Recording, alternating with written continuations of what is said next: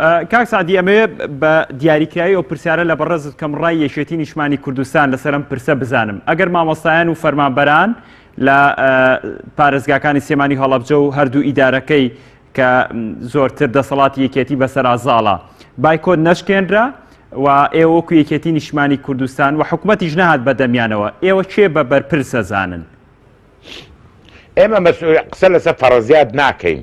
تێدەگەی تۆ پێویستت بە وەڵامێکە بۆ ئەوەی ئەو ڕوخەبەرەکە دەوڵەمەند بکەیت.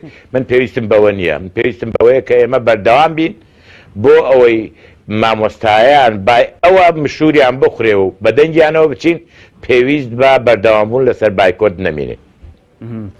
بەڵام ئێوە وەڵامێکی دیاریکراوتان بۆ بۆ داواکاریەکانیان تاوەکو بایکۆت بشکێن و نەمێنێت؟ نا من وەڵامێکی دیاریکراوم پێ ئەوەی کە لەڵێم وەڵامێکی دیاریکراوە، بەڵام ئەوە ڕەنگە ئیشباعی چاوەڕوانی تۆ نەکە، ئەو کەیف خۆتت.